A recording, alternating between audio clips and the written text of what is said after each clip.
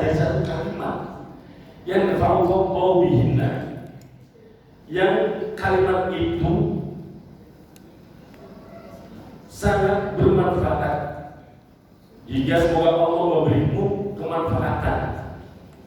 Dijawab oleh sahabat yang didahului kalimat ini oleh Rasulullah SAW dalam hadis ini adalah sahabat Abdullah bin Abbas.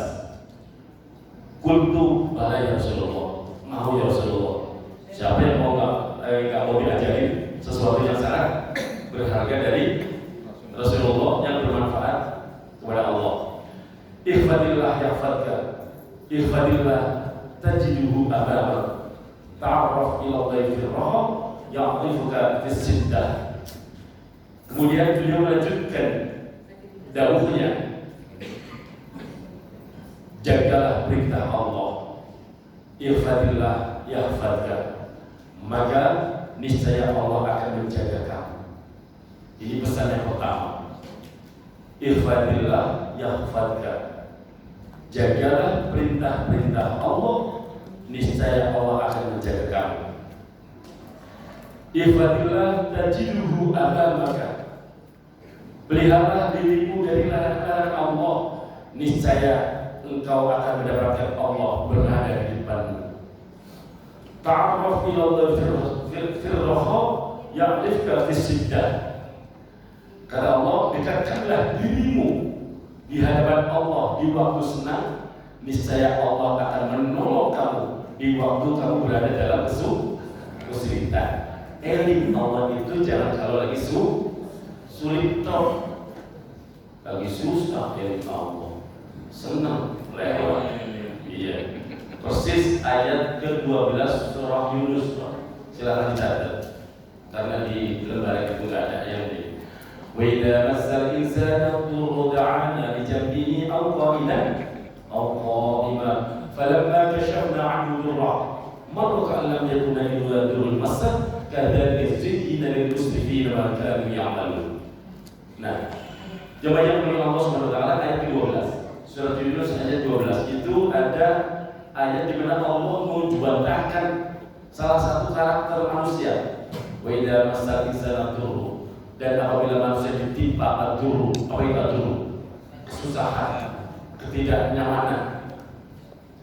Do'ana li jabbihi aw qa'idan aw qa'ima, dia datang kepada Allah dalam keadaan qa'idan, do'ana li jabbihi, dalam keadaan berbaring, duduk, bahkan berdiri. Bahasa kasarnya gini, kalau orang lagi dibikin susah, eling Allah terus. Ya kan? Da'ana li jabbihi aw qa'idan aw qa'iman. Itu ayat 12 itu layak menjadi renungan kita. Kata Allah, manusia itu kalau ditimpa kesusahan, da'ana li jabbihi aw qa'idan aw qa'iman, datang kepadaku, memohon kepadaku, merajuk kepadaku dalam keadaan berbaring, duduk, bahkan berdiri. Yang nggak pernah sholat, rajin sholat. Yang nggak pernah zikir, rajin zikir. Yang nggak pernah baca Quran, baca Al-Quran. Yang dulunya anti datang ke kiai, rajin sholat, gitu kan? Ini gitu, rata-rata dibilang rata-rata. Ya mungkin ya presentasinya ya 99% lah, ya kan? Kalau lagi susah, ini Allah. Falamma kashafna anhu dhurra. Coba perhatikan ayat lanjutannya.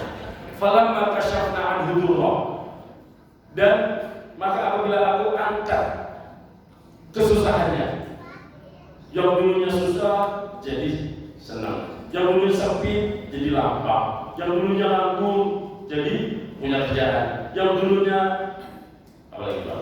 Dulu miskin kaya, yang dulu nggak punya apa-apa sekarang punya macam-macam gitu loh. Yang dulu bukan siapa-siapa, kemudian sekarang banyak yang menghormatinya. Falamma kashafna anhu marra, kata Allah itu marra ka'allam yakuna illa dhurrun massa. Digambarkan itu marra itu secara dia artinya apa? Lari.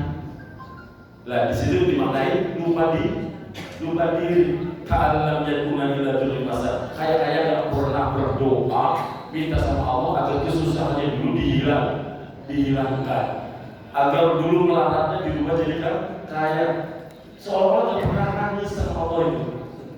Nah, dengerin baik-baik. Kadzalika zuyyina lil musrifina ma kanu ya'malun. Orang yang eling Allah ketika lagi susah kok, kalau senang lupa diri itu melampaui batas, Pak. Itu kacamata itu. Melampaui batas kan itu mana? Loh, makanya jangan sepele. Jadi jabatan pemimpin Allah Subhanahu wa taala, pantas di sini diingatkan dalam hadis Nabi, ta'arraf ila Allah firraha ya'rifuka fis syiddah. Endinglah nek subuh-subuh Jawa. Ketika engkau lagi susah, ketika engkau lagi lapang, lagi sukses, lagi senang, maka Allah akan menolong kamu di waktu kamu berada dalam kesulitan. Nah, idza sa'alta fas'alillah wa idza ista'anta fasta'in billah. Apabila engkau meminta sesuatu, mintalah kepada Allah, dan apabila engkau memohon pertolongan, maka mintalah pertolongan kepada Allah. Fajaffal qalamu bima huwa kalim falau anna al-khalqa kulluhum aradu an yadfa'uka bi syai' lam yuqaddirhu Allah lak. Nah, disebutkan di sini pena yang menulis segala sesuatu telah kering. Pertolongan kepada Allah terhadap apa yang telah ditetapkan. Seandainya semua makhluk hendak mengerjakan sesuatu yang menguntungkan kamu, yang tidak ditakdirkan mengerjakan oleh Allah, niscaya mereka tidak akan mampu untuk mengerjakannya. Jadi kalau minta tolong jangan selain Allah. Kenapa? Kalau Allah menghendaki, ya terjadi. Kalau Allah tidak menghendaki, kayak apa usahanya kita, ya nggak bakalan terjadi. Jadi jangan pernah menggandengkan rasa keinginan, harapan, doa, permohonan kecuali hanya pada Allah Subhanahu wa taala. Maka di dalam salah satu zikir setelah sholat biasanya ada kalimat gini. Entah bapak-bapak kalau di zikiran di rumah dibaca atau tidak, tapi tadi saya nggak baca.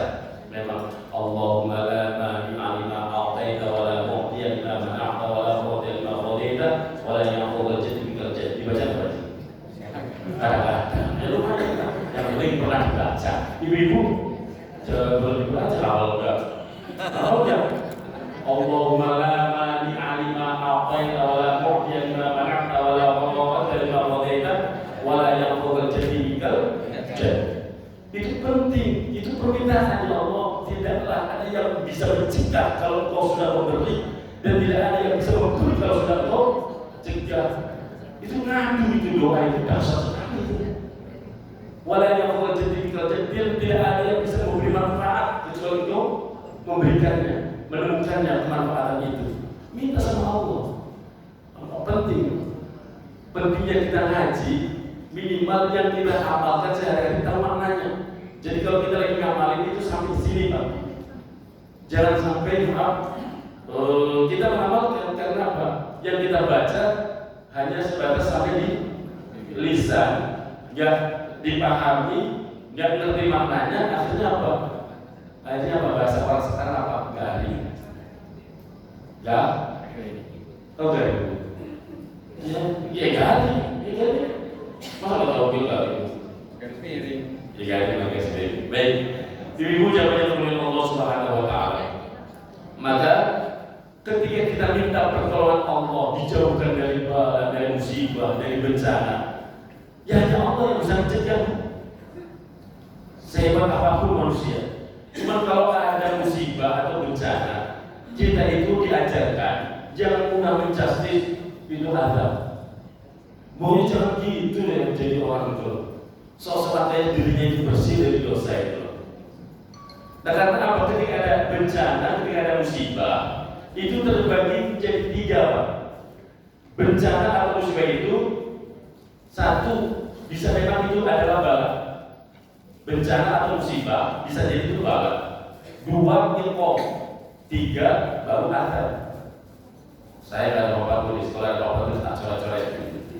Ya sudah, nggak usah ada papan tulis, tulisin aja. Bayangin saya lagi berdiri, ada papan tulisnya, bayangin aja. Nah, saya tulis bencana itu ada tiga macam.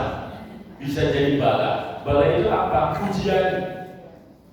Bala itu ujian yang akan mengangkat derajat seseorang atau kelompok. orang jika dia mampu melewati musibah itu, ujian itu dengan baik, dengan kesabaran, kesadaran, keikhlasan dan tawakal, itu bala. Musibah yang terjadi, bencana yang terjadi itu bisa jadi bala, artinya ujian, baik perorangan maupun satu kaum, satu kelompok gitu loh. Jadi bala itu bisa jadi memperkuat keimanan, mengokohkan ketaatan seseorang. Kan biasanya orang kalau udah kena ada baru ingin Allah, Pak. Dan bukan ada. Kalau udah diuji baru ingin Allah. Itu tadi kan jawabannya tadi.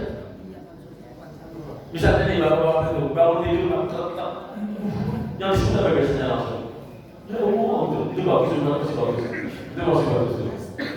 Bangun tidur tetap kok macam tau gak? Ibu mana? Dia kemudian, ya Allah, nah berarti domirnya itu masih bagus, sinyalnya di batin itu masih bagus. Yang diingat Allah. Kalau saya begini, nah yang disebut apa tadi? Kok saya? Kalau ditulisin apa tuh? Itu ilmu bintang, iya kan? Apalagi buset itu apa tuh? Abu setan. Iya. Bapaknya setan panggil. Hati-hati alhamdulillah sama Allah. Kalau kita kaget yang disebut astagfirullahaladzim. Dua, Allah Akbar. Domirnya berarti ini masih kotak, masih benar tuh. Nyantainya ke Allah. Kedua.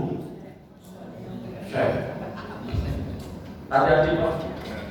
Berarti itu domirnya kantornya ke kubu. Iya, kan banyak yang terjadi. Itu spontanitas itu menggambarkan isi dalam Pak. Al-Dhahiru tadullu ala batin. Yang tergambar di casing itu menggambarkan dalamnya. Judul Allah. Misalnya kaget. Pas keluar, wah sadar baru bilang astagfirullahaladzim. Kisahan. Itu berarti nyambung. Pas keluar sadar baru bilang. Sekarang itu kadang diplesetin, tapi padahal saya tahu itu adalah kalimat-kalimat nggak benar. Saya tahu jil. Itu padahal apa? Aslinya apa? Apa Bu? Kau tahu? Ibu-ibu nggak mau berdakwah di macam dan seterusnya. Nah, bala atau ujian bahkan juga bisa menjadi media untuk berbuat dosa, kafar. Karena gini, dalam kitab Al-Mawaqidul Musburiyah itu ada satu riwayat disebutkan di sini.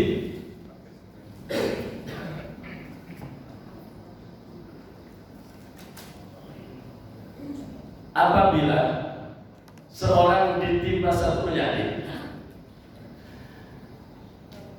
wa fil khabaril akhar idza maridal abdu, dijelaskan dalam satu khabar, atau khabar ini bisa hadis, bisa kalamnya para sahabat.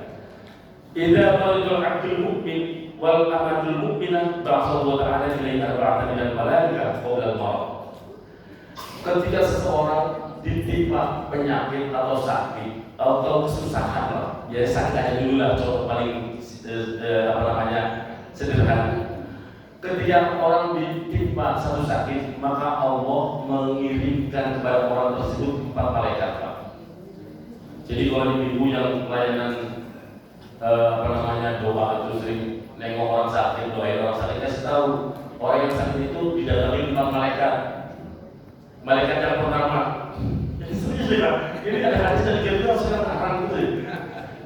Wa yaqulu ta'ala adu ayyakhudha quwwatahu.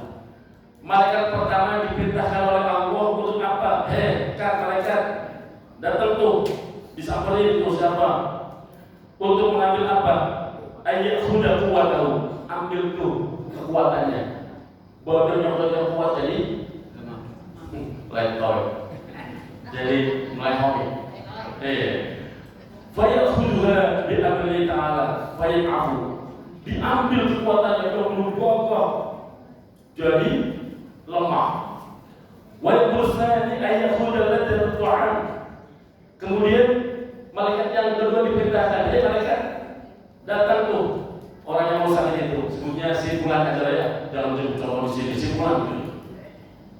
Ayyakhudha ladzat ta'am, ambil tuh rasa nikmatnya makanan.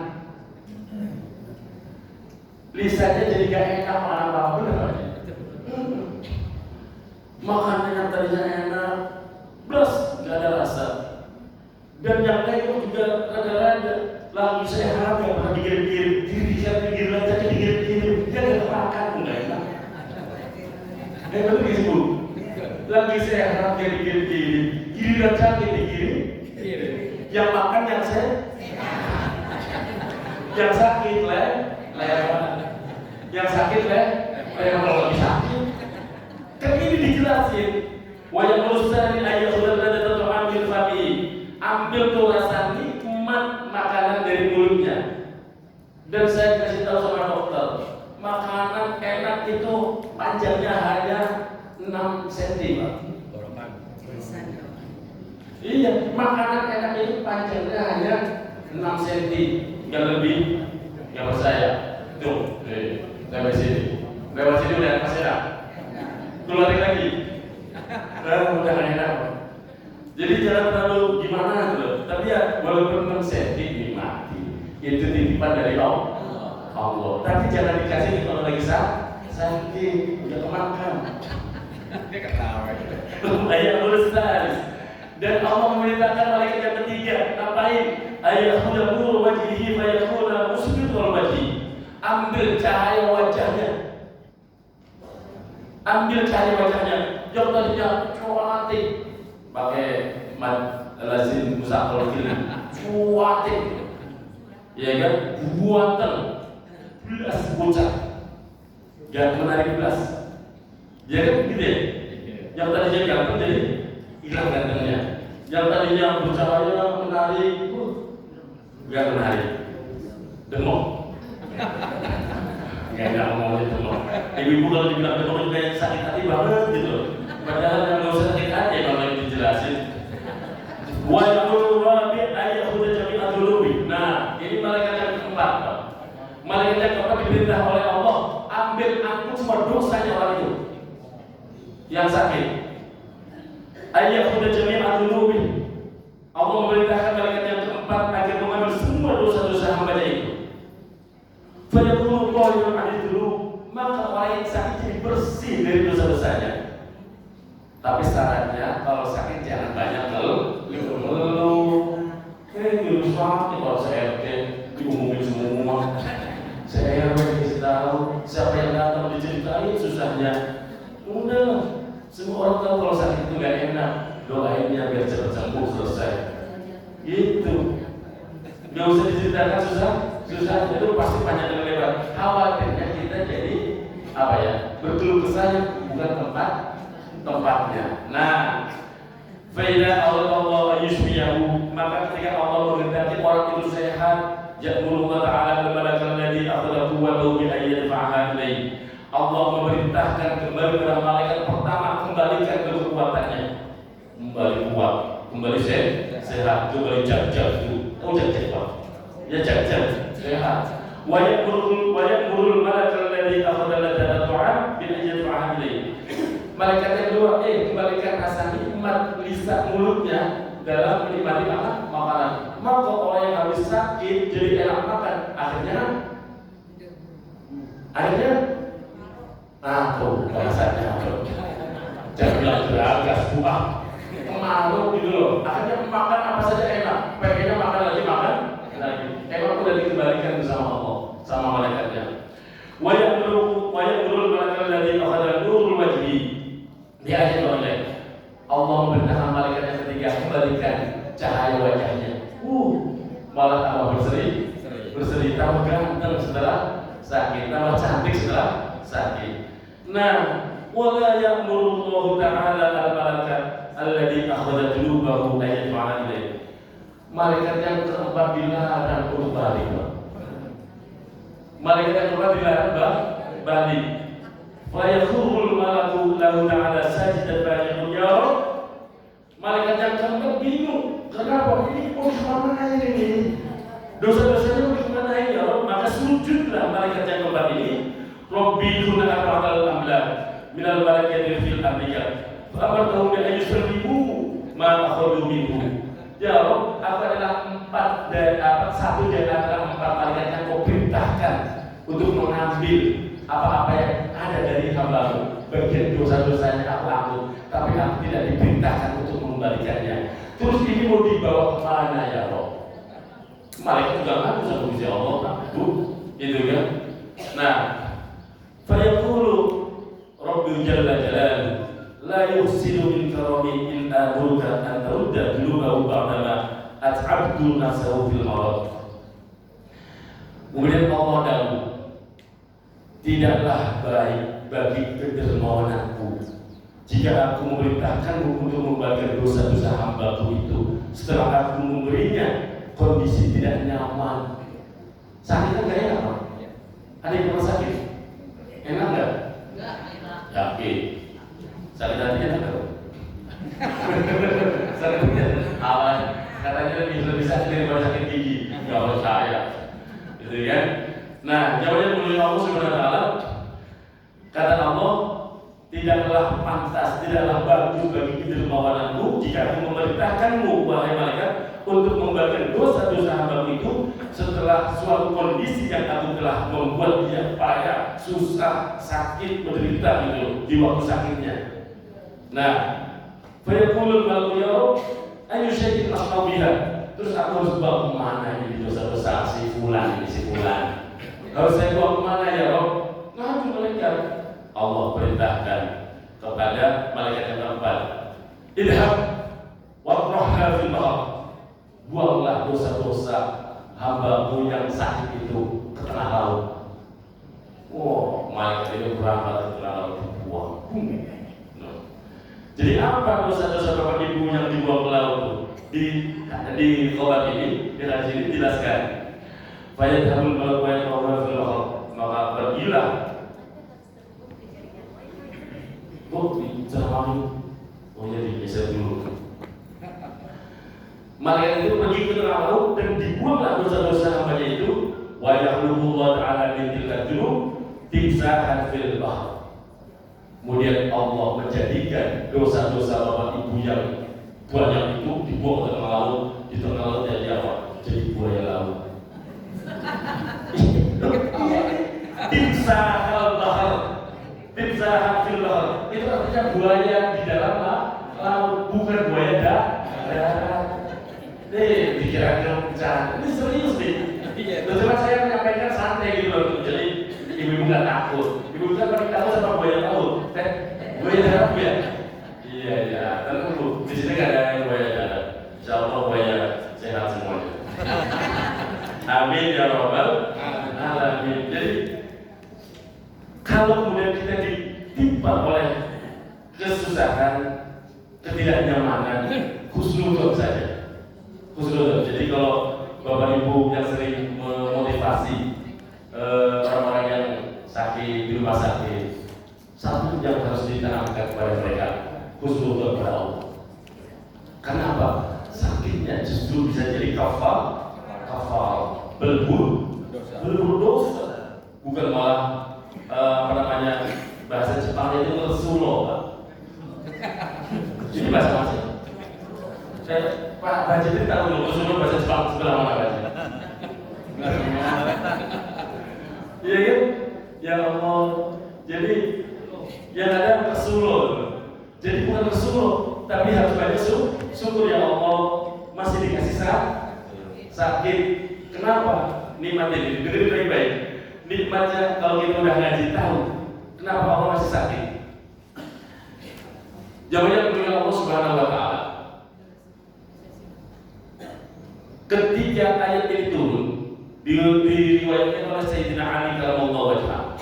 Lamma nazalat hadhihi al-ayah, kharaja 'alaina Rasulullah sallallahu alaihi wasallam wa qala, "Qad unzilat 'alayya ayatun hiya khairun li ummati." Kata Nabi, ketika ayat ini turun, kata Sayyidina Ali, ketika ayat ini turun, Rasulullah itu keluar dari dalam rumahnya dan bersabda, telah turun kepada suatu ayat yang bagi umatku lebih baik daripada dunia dan seisinya. Kemudian beliau membaca ayat apa itu yang turun.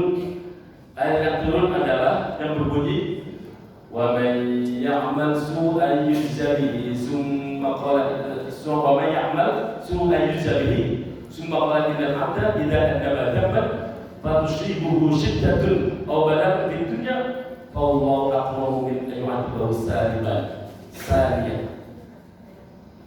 Man ya'mal su'an yujza bihi. Kata Nabi, barang siapa yang pernah berbuat dosa, kesalahan, kejahatan, niscaya akan dibalas sesuai dengan kejahatannya. Nah, kemudian beliau menjelaskan, summa qala innal 'abda, seorang hamba apabila berbuat dosa, melakukan kesalahan, kekhilafan, kemudian menderita, dikasih kesulitan hidup, memperoleh musibah di dunia, fatusibuhu syiddatun aw bala'un, maka Allah akan memuliakannya dengan membebaskan dia untuk tidak menyiksa untuk yang dua kalinya. Paham di sini maksudnya? Untuk orang yang pernah berbuat salah, pernah hilaf, pernah dosa, pernah maksiat. Nah, kemudian dikasih oleh Allah pelajaran hidup di dunia yang itu dibikin satu musibah, entah sakit, entah penyakit, entah kesusahan apa saja. Maka Allah akan memuliakan orang tersebut, dibebaskannya dari menyiksa dia ketika dia nanti di akhirat. Kenapa? Sakitnya itu jadi kafar. Oleh itu kita harus husnuzon saudara-saudara kita yang mendapat musibah di Sumatera. Husnuzon saja. Betul, mereka itu adalah bagian dari korban satu sistem yang masya Allah banget. Kalau cerita loncat sampai politik jadi emosi saya. Iya, itu gitu. Dia yang ngasih izin pembalakan, dia yang pura-pura jadi pahlawan, yang minta itu beras 20 kilo, kan orang siapa? Nggak usah nyebut nama. Ya, itu namanya hibah nantinya ya. Kan dia yang ngasih izin dulu waktu jadi menteri. Iya kan? Giliran udah hancur lebur begitu, dia udah jadi pahlawan. Kan bikin emosi. Iya. Dan itu memang kita harus usul sekali lagi. Siapa yang menjadi korban ratusan ya? Kita ribuan. Mudah-mudahan Allah angkat derajatnya dalam syahid. Amin ya rabbal alamin. Karena salah satu tanda orang mati syahid itu apa? Tertimbun itu syahid. Tenggelam, syahid. Nah, yang tertimbun itu tertimbun, yang lalu itu lebih bagus, syahid. Itu termasuk orang yang syahid. Jadi kita harus menurut saja. Kan ada pendosa yang kemudian pas mau mati udah istighfar. Iya, jadi nggak usah berpikir macam-macam gitu loh. Karena apa? Ma nazzala lahu illa bidambin, wala rufi'a illa bitaubatin. Tidaklah Allah turunkan bala atau ujian atau musibah atau bencana yang sedang kita lihat itu. Illa bidambin, semuanya itu sebab karena dosa. Wala rufi'a illa bitaubatin, dan tidak akan diangkat musibah dari tempat itu kecuali dengan taubat. Nah, dosa itu maknanya luas, baik yang dilakukan oleh kebijakan seorang pemimpin itu yang paling dampaknya luar biasa. Makanya milih pemimpin harus jauh bagi ibu. Makanya kalau cari pemimpin harus kasih jual lembar itu langsung milih, sengsaranya seumur umur. Iya kan? Kan ada di tempat lain sih, bukan di sini. Dikasih dua lembar warna merah, ya sudah. Apalagi dapatnya sekarang ya, dipilih. Gak punya sengsaranya 5 tahun. Lagian salah sendiri. Karena Sayyidina Ali pernah menyampaikan, karena bil ardi amani min adalillah wa qad rafa'ahullah fadunul ukhra wa tamassaku. Sayyidina Ali pernah dawuh dalam nasihatnya, di bumi ini ada dua pengaman dari adabnya Allah, dari mukanya Allah. Wa qad rafa'ahullah, tapi salah satunya sudah diangkat. fadunahul ukhra fatamassaku bi. Yang satu masih maka harus pegang dengan baik-baik. Yang dimaksud dengan pengaman hanya ada dua di bumi ini dari bukannya Allah itu apa? Yang pertama adalah keberadaan Nabi kita Muhammad Sallallahu Alaihi Wasallam. Nabi sudah wafat, terus yang tersisa itu apa? Yang tersisa adalah wa'amal amanul baqi fal istighfar. Pengaman kita dari murkanya Allah, dari bala, dari musibah dan bencana adalah istighfar. Maka perbanyak istighfar. Duduk di tempat sholat di atas sejadah, perbanyak istighfar kepada Allah Subhanahu Wa Taala. Mohon pada Allah agar semua yang terjadi yang tidak nyaman, tidak enak dijauhkan dari kehidupan kita. Maka dalam kesempatan ini saya mau ngajarin ibu dan bapak-bapak yang hadir. Mudah-mudahan mau. Ini hadis sahih. Saya bacakan aja. Ibu mau ikut nggak? Bapak-bapak mau ikut nggak? Ruwiya Anas bin Malik, diriwayatkan oleh sahabat Anas bin Malik. Beliau berkata, qala Rasulullah sallallahu alaihi wasallam, "Aktsaru ahli jannah al-bulhu." Nabi bersabda, dalam sabdanya beliau bersabda, kebanyakan aktsaru ahli jannah, kebanyakan penduduk surga itu adalah al-bulhu, orang-orang bodoh.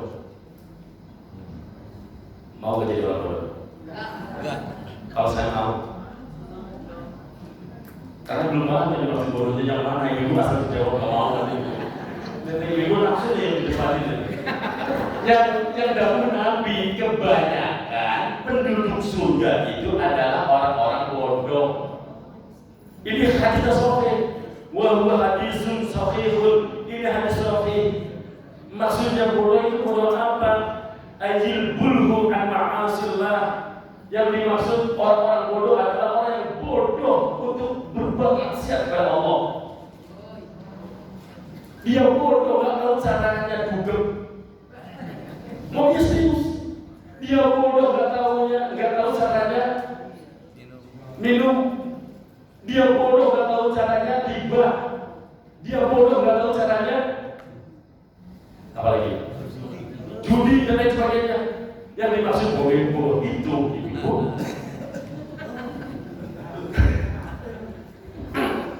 Nabi itu kalau menyampaikan sesuatu itu apa namanya? Jawabul kalim. Jadi Nabi itu ngomongnya satu kalimat itu maknanya luas. Yang dimaksud itu bodoh ya. Saking bodohnya gak ngerti maksiat. Ngertinya masjid. Jalan ke dugem tempat apa? Saya itu kalau berangkat ke sini, kalau tadi itu berangkat jam 3 ya, karena pas jam 4 lewat 4 itu sudah subuh. Alhamdulillah saya paling awal datang ke sini. Belum ada orang beras, kecuali penjaganya Pak terus ada itu. Subhanallah. Itu kalau jam 4 saya keluar atau setengah 4 atau jam 3 keluar itu bubaran jalur dari Cisauk sini itu banyak yang bikin macet. Iya, jangan dikasih tahu. Kan yang paling bagus, paling bodoh kan kalau tempatnya begitu. Ntar dikasih tahu, oh jalan itu bos sekarang berangkat sendiri, repot. Ntar berangkat sendiri, dia saya kasih tahu. Cuma kan kebetulan saya berangkat jadi tahu titiknya di sini. Ya Allah, apalagi subhanallah, nggak dilihat kelihatan. Sayang. Iya kan? Ya subhanallah, kan baru dijepukin ngaji. Tapi gitu baru pada pulang kan? Subhanallah. Pipi sebelahnya, di pipinya sendiri. Kan kasih tahu ya depan. Nah, kemudian sampingnya serapi di situ. Subhanallah banyak ternyata. La ilaha illallah. Jadi orang yang dimaksud orang bodoh adalah bodoh nggak tahu jalan atau arah untuk berbuat maksiat. Nabi yang ngomong itu nolak. Qala al-Azhari al-qublahu huna huwa alladhi tubi'a al-khair wa huwa ghafilun 'an asy-syarri la ya'rifu. Yang dimaksud dari hadis ini bodoh yang menjauhi dosa terhadap Allah. Imam Al-Azhari berkata orang bodoh di sini adalah orang yang memiliki naluri untuk berbuat baik tapi tidak menyadari untuk berbuat keburukan. Tidak mengerti caranya maksiat, tidak tahu. Mereka adalah orang-orang yang hatinya bersih dan pikirannya lurus, pikirannya baik terhadap orang lain. Nah, ini penting. Ayo berubah jadi orang bodoh. Maksudnya bodoh untuk berubah hidup orang bodoh. Nah kan, maksudnya bodoh. Iya, maksudnya ini kan ibu 10 tahun dulu kan sih. Jadi jawabannya menurut Allah Subhanahu wa Ta'ala penting bagi kita agar lebih hati-hati, agar nggak mudah, gampang memvonis saudara kita yang lagi dipuji oleh Allah Subhanahu wa Ta'ala dengan musibah. Sekali lagi, kalau boleh saya tulis ya Bu, mau ada atau udah dikasih papan tulis ke dimanfaatin. Musibah, alhamdulillah nggak nyata. Atau bencana itu ada 3, ada kalanya bala, ini ujian, adanya iqob itu hukuman, kalau ini ujian.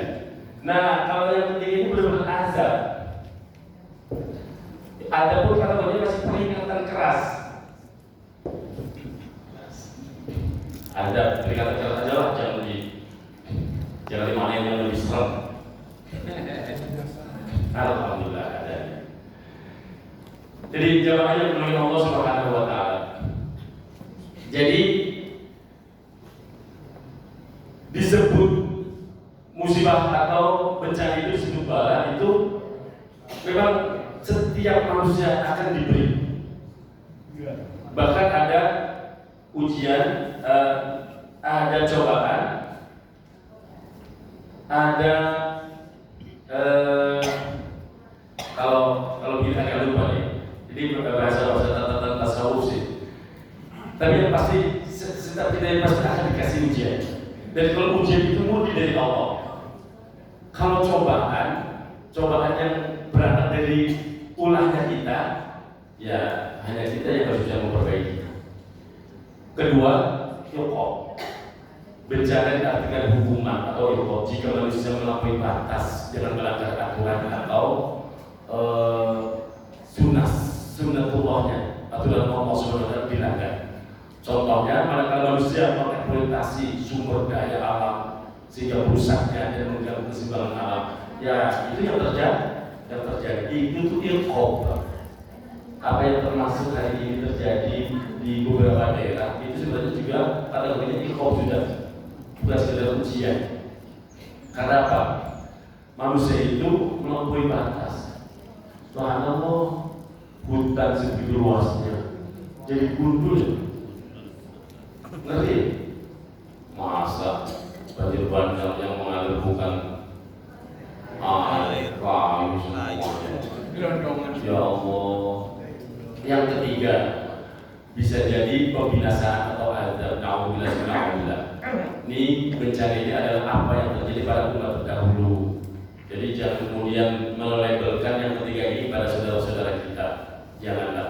Itu baru kategori yang satu atau mungkin yang kedua. Udah levelnya sampai kedua aja. Jangan sampai ke ketiga. Sebab tujuannya Allah menurunkan iqob, menurunkan hukuman ini yang untuk ditunjukkan sekarang Pak. Untuk kalau dibiarkannya habis bis. Dengan adanya ini mudah-mudahan pemerintah sekarang bisa memperbaiki walaupun sudah rada-rada terlambat. Kenapa disebut udah ribuan menjadi korban? Itu belum yang lainnya. Subhanallah.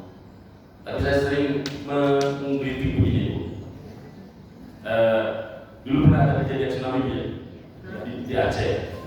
Sekarang yang terdampak banjir dan tanah longsor itu berapa provinsi? 3 ya. Dulu pernah ada kejadian gunung meletus. Pernah. Terus waktu di Jogja itu gempa. Setiap ada gunung meletus, setiap ada banjir, setiap ada gempa, setiap ada tanah longsor, kan kayak ini melewati 3 provinsi. Tim SAR datang ke sana, nolong orang banyak ya. Itu yang namanya bank banyak nggak di sana? Perbankan banyak nggak di sana? Ya, ini agak cerita biar ibu penasaran, bapak penasaran. Banyak bank di sana? Banyak. Ada nggak cerita di sana mobil? Ada nggak cerita tentang emas? Pertanyaannya pada kemana ini? Jangan dikasih tahu tanya. Bisa aja. Jadi senang aja, hebat penasaran kok. Iya, kepikiran dia sampai sana juga. Iya kan? Yang itu. Diambil lagi Pak. Siapa yang ambil? Yang ambil siapa Pak? Berarti ada tugasnya kan gitu. Siapa yang ambil ini? Nanya nanti, tapi nanya jangan di sini, saya dibawa kopi gitu. Nah, terusin yang ceritanya kemarin di Hidayah. Saya penasaran. Tapi jangan pahit kopinya.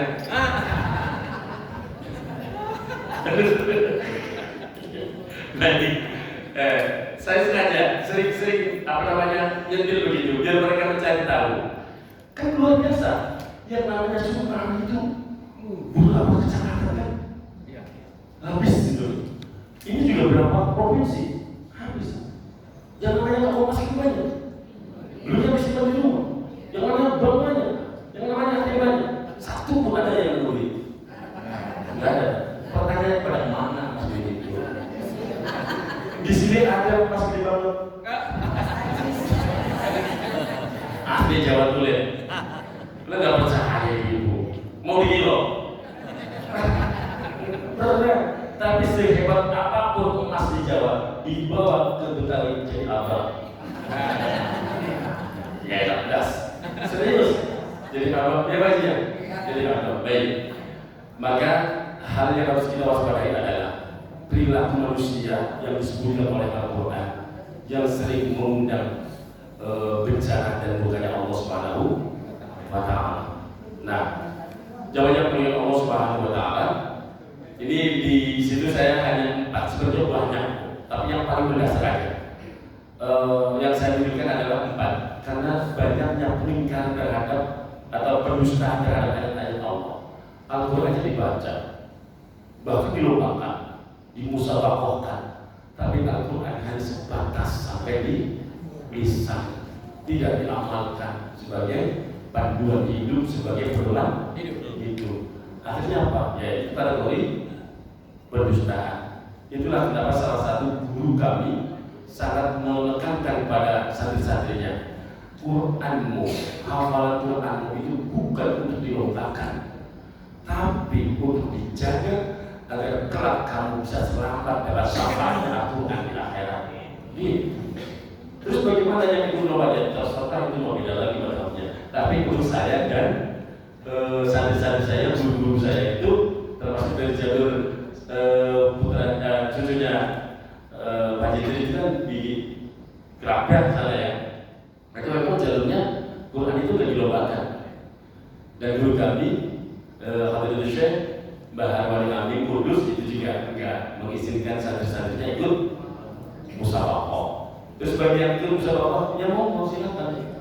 Tapi kami tidak ikut, itu saja. Karena apa? Kami ingin menjaga Al-Quran itu bukan hanya sekedar untuk dilombakan, tapi bagaimana Al-Quran itu menjadi penghias diri, penjaga diri kelak di hari kiamat kita memperoleh syafaat Al-Quran. Nah, jadi banyak hari ini pengingkaran dan pendustaan ayat-ayat Al-Quran. Jadi bahkan Al-Quran buat sumpah kuat, mushaf Al-Quran diangkat untuk sumpah, tapi gak keket belas. Karena memang tidak ada keimanan di dadanya. Orang itu kalau punya iman, Pak, jangankan Quran di atas kepala, sumpah dengan 2 kalimat syahadat tok itu udah bergetar loh dadanya, Pak. Loh itu kenapa? Berarti sumpahnya itu terikat dengan Allah loh.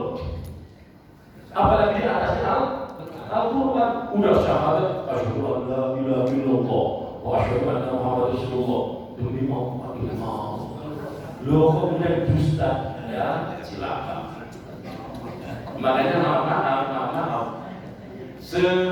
Gimana-gimananya Bapak Ibu ketika jadi sama orang atau beralasan apalah dengan orang, kalau nggak kepepet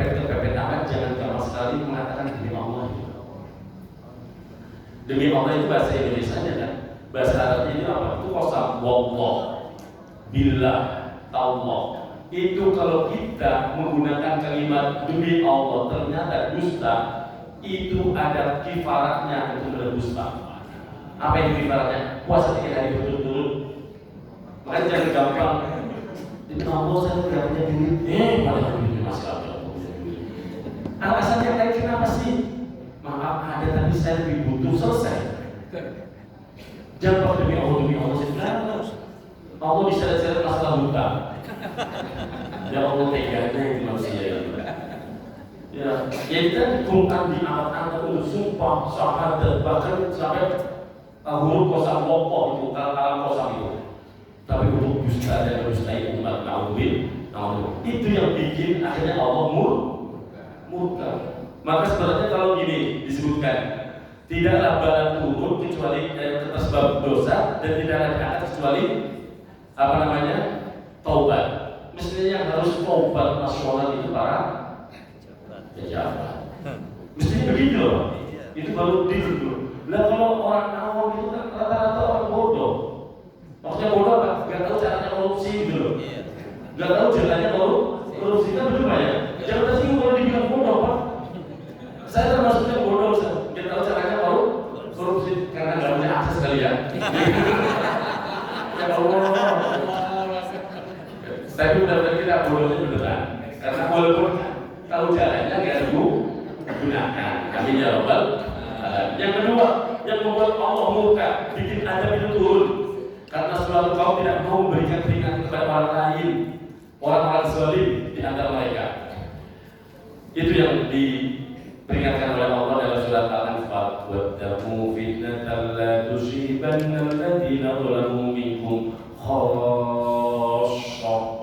Wa'lamu anna Allaha syadidul iqab.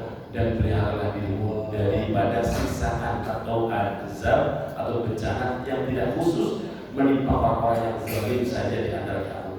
Dan ketahuilah bahwa Allah amat keras siksaannya. Coba yang berdampak pada saudara-saudara kita di Sumatera itu, kalau orang-orang yang tidak tahu apa-apa, yang korupsi mah lagi dulu manis budi di Jakarta. Ya Allah, ya Allah, itulah. Maka penting bagi kita mengingatkan. Di sini jawabannya kepada Allah Subhanahu Wa Taala ada peringatan keras. Ada peringatan keras yang harus kita waspadai betul agar jalan kita juga terlena. Karena kalau kita terlena juga, nauzubillah, termasuk kita yang harus ikut bertanggung jawab nantinya. Disebutkan dalam kitab Ihya Ulumuddin, fasadul ra'aya bifasadil muluk, kerusakan masyarakat itu akibat kerusakan penguasa. Wa fasadul muluki bifasadil ulama, dan kerusakan penguasa itu akibat rusaknya para ulama. Wa fasadul ulama bistilani hubbul mali wal jah, dan rusaknya para ulama akibat dikuasai oleh cinta harta dan jabatan. Nah, wa man istawla alaihi hubbud dunya lam yaqdir 'alal hisbah. Siapa saja yang dikuasai oleh cinta dunia maka tidak mampu mengoreksi terhadap masyarakat kelas bawah. Lalu bagaimana dia mungkin bisa mampu mengoreksi penguasa dan para pengusaha? Ini yang terjadi, Pak. Jadi apa yang disampaikan oleh Imam Al-Ghazali, beliau kan hidup di abad ke-6 Hijriah ya. Artinya apa? Masih sangat relevan. Sekarang pohon besar pun juga dikoyak-koyak. Ya kan? Orang Indonesia kita tahu ada orang Indonesia betapa semua orang tahu kekuatan Indonesia itu di NU dan Muhammadiyah. Kalau mau menghancurkan Indonesia, hancurkan NU dan Muhammadiyah. Yang gitu dirusak. Waktu muktamar Lampung itu, subhanallah, jangan sekali Pak penguasa, itu jangan jadi. Terus PW direkam ya? Waduh, enggak. Enggak apa-apa. Nah, subhanallah. Itu yang namanya main politik itu gila, Pak. Dan itu yang mendesain itu penguasa. Sengaja Pak itu merusak ya. Saya kan orang kayak jadi tahu. Masya Allah, sakit hati Pak saya. Guru kami disia-siakan, guru-guru kami yang mukhlis, yang lurus dibuang. Jangankan masuk wilayah muktamar, mau masuk aja nggak boleh Pak. Itu saking jahatnya mereka. Didesain oleh siapa? Oleh penguasa saat itu. Nggak usah menyebut Jokowi ya.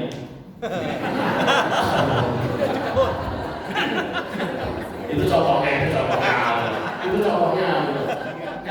Emang iya. Jadi akhirnya apa? Dirusak. Ulamanya dirusak. Bahkan organisasi dirusak. Kalau umat udah dirusak, dikasih duit, ya sudah ada bakal lamen astagfirullah. Lisannya nggak bisa tegur. Kan disebutkan di sini, bagaimana mau nuntut yang atas kalau ke bawah aja sudah nggak bisa. Ulamanya mau kan? Ya. Kenapa ulamanya mau? Nah itu deh. Jadi tadi hubungannya tadi. Nah, cinta dunia dan jabatan. Baik. Padahal ngajarin jangan cinta dunia. Iya, itu berarti jargoni. Ngajar tapi lakoni. Orang lakoni menurut jargon. Baik, yang terakhir lah. Sudah jam 6 lewat ya. Karena perbuatan maksiat riba yang dilakukan terang di suatu daerah itu yang akan mempercepat hadirnya murkanya Allah Subhanahu wa taala. Karena tiga manusia yang merusak alam dan itu yang keempat. Oleh itu coba yang punya Allah Subhanahu wa taala. Pernah saya menyampaikan tadi di majelis ini atau di majelis yang lain, tapi ini harus saya tambahkan poin ini. Ada 3 dosa yang sangat mempercepat murkanya Allah dan azabnya itu disegerakan di dunia. Hati-hati dosa tiga dosa ini. 3 dosa ini yang pertama itu apa? Dosa durhaka pada orang tua. Itu jangan coba-coba kita punya. Na'udzubillah subhanahu. Karena apa? Rasulullah sudah menyampaikan di dalam sebuah hadis. Kullu dzunubi yu'akhiru ta'ala ila ma syahida yaumil qiyamah. Seluruh dosa, adabnya, siksanya, balasannya ditunda sampai hari kiamat. Illa uququl walidain, kecuali dosa durhaka pada kedua orang tua. Fa innahu yu'ajjiluhu li sahibihi fil hayati dunya qabla al-mamat. Dosa durhaka pada orang tua itu disegerakan sebelum orang itu mati. Dan asal tahu, orang tua itu ada 3. Yang pertama orang tua biologis, bapak ibu yang melahirkan kita. Orang tua kedua adalah orang tua biologis, guru, kiai, ustadz, ajaran yang menuntun jiwa kita. Jadi ajarkan pada anak-anak kita, kalau ngaji kepada gurunya, yang mondok pada kiainya, itu baru bisa harus hormat. Karena itu orang tua. Maka ada kalimat nasihat. Ini nggak ada hadisnya, tapi boleh diciri. Santri usia 40 tahun kok belum mapan secara ekonomi, secara kemandirian dalam hidupnya, pasti punya masalah dengan kiainya. Caranya apa? Balik ke pondok sholat, minta ridhonya. Ngaji lagi. Minta ridhonya aja dulu lah, kalau ngaji udah ketuaan. Nah, yang ketiga, orang tua itu siapa? Mertua. Masya Allah. Jadi jangan sekali-kali gimana mertua saya? Itu orang tua. Orang tua itu ada 3. Jadi dosa kepada 3 orang ini itu disegerakan. Makanya jangan coba-coba kita nyimpen. Bahkan ada ujian tadi ada seorang laki-laki datang kepada Nabi, kemudian matur, innali ummi umman au mudiyatuha uqilha ala dhahri. Ya Rasulullah, aku itu punya ibu. Setiap hari aktivitasnya aku gendong di pundakku. Wala asma'ka wajhi. Aku tak pernah pakai muka asam di depannya. Selalu aku berikan hasil upah kerjaku. Fahal jazaituha, apakah aku sudah bisa membalas kebaikan orang tuaku? Kata sahabat yang datang kepada Nabi itu. Qala, dijawab oleh Nabi, wala bisa khati wahidah, walaupun baru satu tarikan nafas orang tuaku, kamu belum bisa balas kebaikan orang tua itu. Kenapa ya Rasulullah? Dijawab, li'annaha kanat tahtumuka wa tuhibbu hayatan. Dulu orang tuamu itu memelihara dengan harapan dan doa semoga kamu sehat, umurnya panjang. Sementara wanita tahtumuha tuhibbu mautaha. Sementara kamu sekarang mau pengen orang tuamu harapannya kapan dia mati. Loh iya, makanya beda. Kan kadang ada anak-anak yang begini bahasanya sebenarnya halus tapi ya. Kalau dimaknai secara kasar itu ngarepin mati. Saya sih sudah ikhlas banget kalau nama Allah mengendali. Ya itu ngarepin mati. Itu ikhlas banget. Bilang aja cepat mati. Itu kan, itu bedanya. Makanya kata Nabi belum apa-apanya kamu. Nah, satu, jangan pernah punya nyimpan dosa durhaka kepada orang tua. Yang kedua, dosa yang paling mempercepat murkanya Allah sampai ke kita. Ganggu nanti LGBT.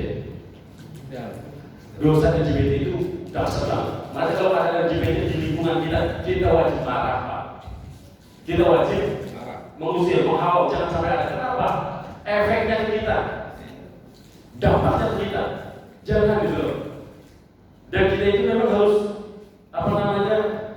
rada-rada bahasanya jangan membiarkan orang-orang seperti itu ada di sekitar kita. Bahaya, Pak. Bahaya, karena kalau terbiasa terus-terusan ya nanti jadi rusak kitanya jadi rusak. Oleh karena itu lebih baik kita bahasa kasar usir orang-orang seperti itu dari lingkungan kita karena sangat berbahaya. Baik, yang terakhir, orang yang pamer dosa udah diumpetin. Maksudnya diumpetin, waktu maksiat nggak ada yang lebokin, nggak ada yang ngenangin. Lo dijajah-jajah ditawarin, diworo, tahu nggak? Semangat. Atau kemarin dulu ada salah satu yang ada paling contoh gini, kamu kurang ajar anak muda, kamu nggak tahu siapa saya. Berarti terbangkan dengan masa lalunya. Masa lalu ini bagus, kalau jelek nggak berubah dengan kejelekan. Ya, jadi yang paling bahaya itu jadi pamer dosa, kemudian dosa durhaka kepada keluarga serta LGBT sebagai penutup.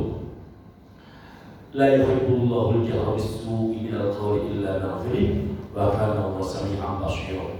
Allah tidak menyukai ucapan yang buruk yang diucapkan terus terang kecuali oleh orang yang dizalimi Allah, oleh orang yang dizalimi. Allah Maha mendengar dan mengetahui. Fakullan akhadna binabli faminhum man arsalna 'alaihi hasiba. Sudah banyak contoh orang di sekitar kita, umat terdahulu yang ditimpakan dalam bentuk apa? Man arsalna 'alaihi hasiba, dikasih hujan sedikit. Wa minhum akhadna wa minhum man akhadat bisyaiha. Ada yang dikirim dengan suara guntur yang menggelegar. Wa minhum man khashaqna bil ard. Ada yang dikirim oleh mereka dengan apa? Dibenamkan, yaitu ditimbun dengan tanah longsor atau gempa bumi. Wa minhum man aghraqna, dan ada yang ditenggelamkan. Jemaah yang dimuliakan Allah Subhanahu wa taala, intinya mari kita perbanyak istighfar, baik untuk diri dan untuk kaum. Jadi kalau Bapak Ibu istighfar, belajar istighfar jangan untuk diri sendiri, Pak. Siapa tahu istighfarnya Bapak Ibu itu yang memang jadi penolak bara untuk kaum sekitarnya. Jadi kalau istighfar itu jangan astagfirullahaladzim, tapi apa sih nggak disambung astagfirullahaladzim wa walidayya wa jami'il muslimina wal muslimat wal mu'minina wal mu'minat al-ahya'i minhum. Kalau doanya khatib itu Allahumma ighfir lil muslimina wal mu'minina wal al-ahya'i minhum. Istighfar itulah yang akan menolak bara murkanya Allah Subhanahu wa taala. Biar kita selamat dunia, selamat akhirat, bukan selamat sendiri, tapi selamat bersama. Amin ya rabbal alamin.